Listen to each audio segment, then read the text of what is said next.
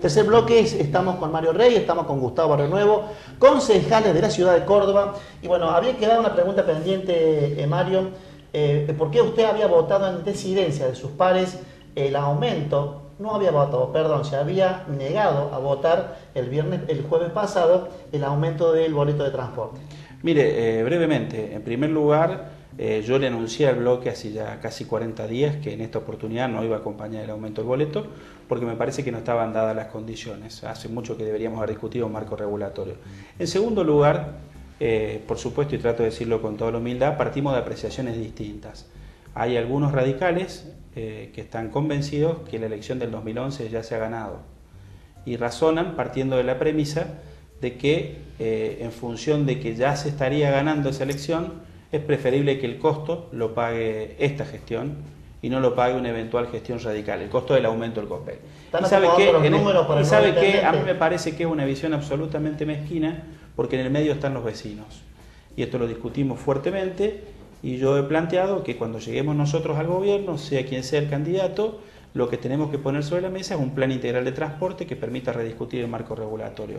A mí no me asusta hoy discutir si vamos a tener que aumentar o no después, porque seguramente el radicalismo tendrá propuestas superadoras a la de esta gestión, que obviamente no es una gestión radical.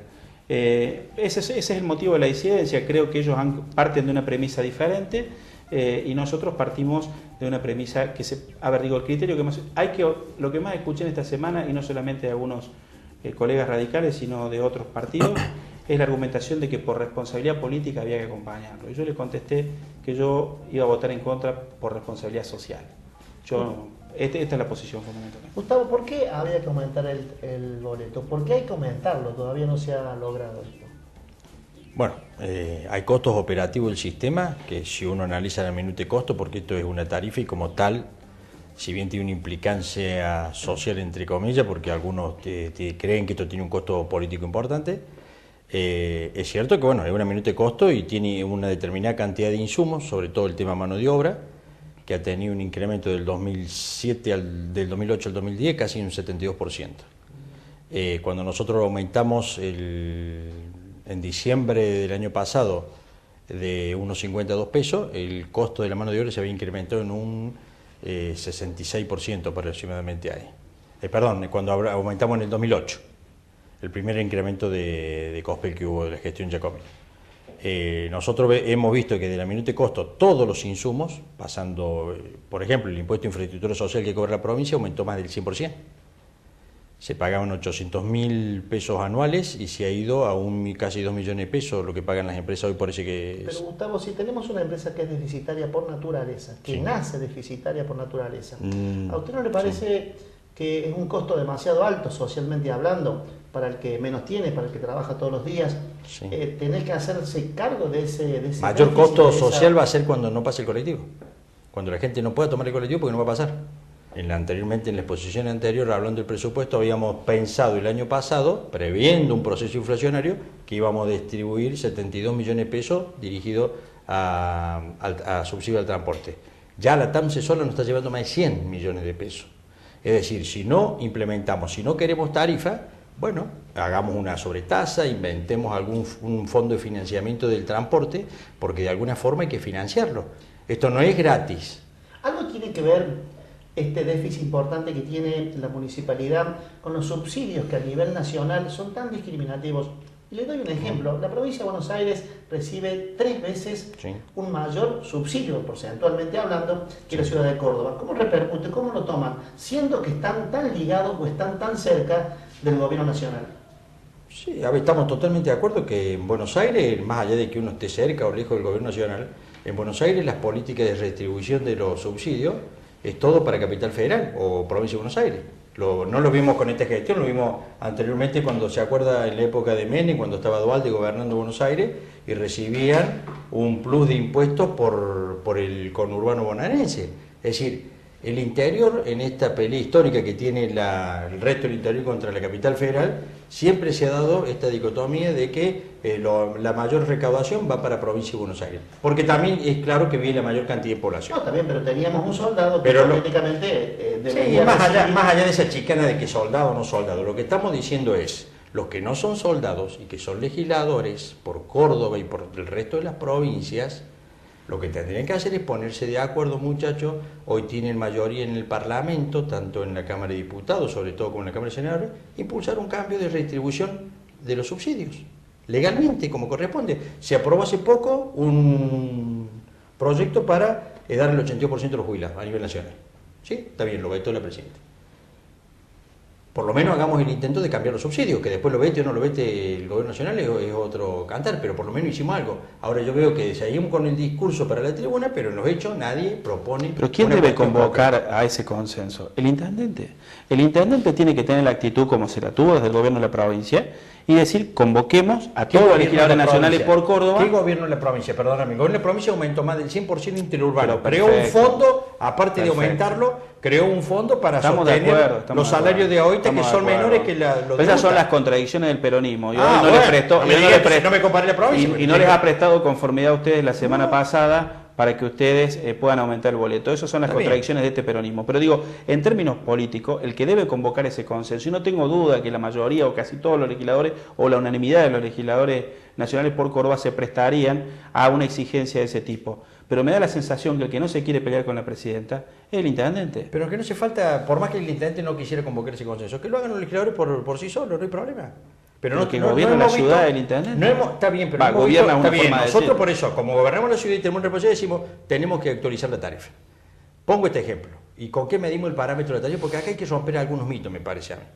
Yo que también provengo del radicalismo, en las gestiones radicales también había pobres, también había barrios alejados. Ahora hay mucho más. Capaz que ahora haya mucho más pobres, probablemente. Pero los pobres, ¿cómo subsidiaban el transporte? Con la tarifa. Porque no había subsidios, era tarifa, era 0,80 centavos. 0,80 centavos con $1 a $1. ¿Cuánta incidencia tenía ese momento? El 0,80 sobre el salario. ¿Y cuánta incidencia tienen hoy los 2 pesos sobre el salario? Si hacemos esa ecuación, hoy todavía la incidencia sobre el salario es menor. Por supuesto que si lo comparamos la incidencia del transporte, cualquier boleto con un desocupado que no tiene ingreso, y sí, no hay ni un boleto de 1 peso, ni 2 pesos, ni 10 pesos.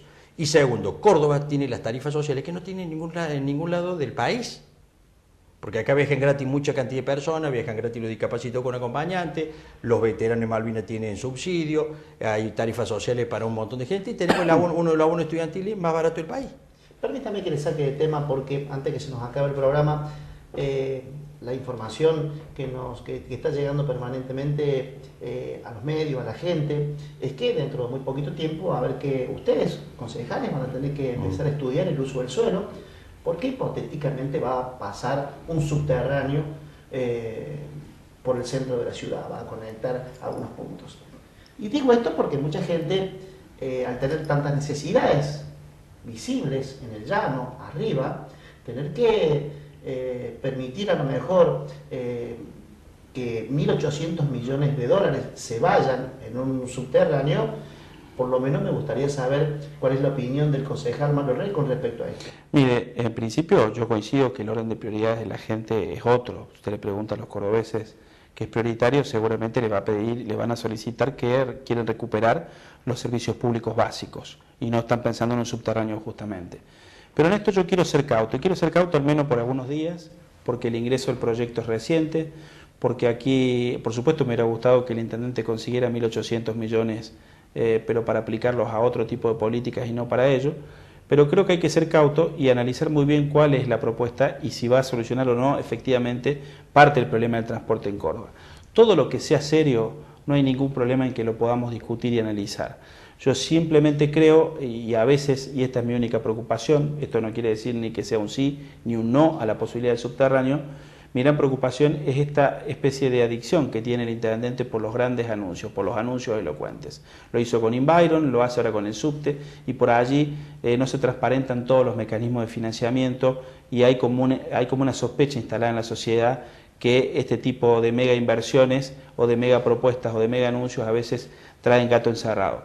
Honestamente, recién está ingresando el convenio, lo tenemos que analizar medularmente. Indudablemente, y reitero, la prioridad de los cordobeses pasa por otro lado. por la superficie y no tanto por el subsuelo. Así es. Pero Gustavo, asimismo se comenta de que el 85% de estos 1.800 millones vendrían de un préstamo, creo que de la República de China, el 15% lo pondría el Estado Nacional, pero eso hay que devolverlo. ¿Por qué usted cree que es una obra que se tiene que hacer? Primero, no hay forma de hacer un subte por parte del municipio, ni de la provincia, me animo a expresarlo. Si no lo hace el gobierno nacional, porque la obra de subte que se hizo en Buenos Aires en su momento, en el año 1905, lo inició la Nación. ¿Pero usted cree que es prioritario empezar a trabajar? No sé si es, pero yo creo que es prioritario, hay que solucionar el tema de movilidad de Córdoba, yo creo que es prioritario solucionarlo. La posibilidad de un subte, si se da, me parece interesante, los recorridos que ha planteado el subte son interesantes, pero esto se inscribe en un acuerdo marco del gobierno argentino y el gobierno chino, donde Argentina solicita un préstamo de infraestructura ferroviaria por 9.800 millones de dólares, no solamente para Córdoba, sino para el resto del país. De esos 9.800 se desprenden 1.800 millones para el subte Córdoba, porque los chinos se especializan en subte, eso es lo que ellos ofrecen, no se especializan en hacer cloaca. Ojalá consigamos crédito para hacer cloaca en todas las ciudades, como pero que los lo podamos hacen hacer. subtes. Los chinos hacen subte. Entre otras cosas. Entre otras cosas, o hacen, qué sé yo, la virome, no sé, paraguas, y vemos vendedores que venden paraguas. Bueno, eso es lo que hacen los chinos, los coreanos. En este caso hacen subte. Creo que de esa posibilidad está, y si los cordobeses no la aceptamos, porque puede haber la posibilidad de que el convenio no sea aceptado. ¿Qué dicen los cordobeses, ustedes que son concejales y que reciben de cerca lo que piensa la gente de cada uno de los barrios? ¿Es prioritario el subte o hay cosas en la superficie, como recién le decía, que son mucho más? Yo creo que no, yo creo que no. Corto un par de preguntas, pero nos tenemos que ir. Está bien. no? Si la gente, o sea, evidentemente, si usted va a Barrio Parque República, como el subte no va a llegar ahí, la prioridad de Parque República es otra, no el subte. Pero creo que la gente, lo que estamos hablando acá es de que primero la municipalidad por sí sola no lo puede hacer, lo hace la Nación, y quien tome el empréstito es la Nación. Porque hay un convenio que hizo la Nación con el gobierno chino y el convenio que hace la Secretaría de Transporte de Nación con la Municipalidad de Córdoba. Está claro que el financiamiento se hace cargo la Nación, China el 85% y el 15% Nación a 12 años con un periodo de gracia de 3 años, 7 años, no me acuerdo bien. Le reitero 30 segundos. Le reitero lo que le dije recién. Lo vamos a analizar en profundidad. Tenemos muchas inquietudes, muchas dudas. Y sinceramente, si usted le pregunta a cualquier vecino, en realidad lo que está pidiendo es que la lamparita de la puerta de su casa funcione, que haya bacheo, que le retiren la basura en condiciones, que por lo menos tenga los parques y las plazas en condiciones. Le está pidiendo lo básico, insumos en los hospitales, en los dispensarios. Los tenemos. Me parece, bueno, habría que recorrer un poco más los barrios, algunos dicen que no lo tienen. Entonces deben estar en algún lugar donde los vecinos no los encuentran. Pero digo, lo importante es que la gente reclama volver a tener una prestación de servicios básicos. Indudablemente no está en la escala de prioridades, pero bueno, no hay ninguna ciudad que se precie ser progresista que no quiera tener un subte. La única pregunta es a qué costo. ¿Cómo solucionamos el tema de los vendedores ambulantes? Tengo 10 segundos para usted, Mario, y 10 segundos para vos, Gustavo. Primero. Cumpliendo la ley. ¿Quién hace cumplir la ley? La tiene que hacer, el poder de policía es municipal, lo tiene el municipio en función de las ordenanzas vigentes, y quien debe acompañar en el cumplimiento de ese poder de policía, valga la redundancia, es la policía de la provincia. Gustavo.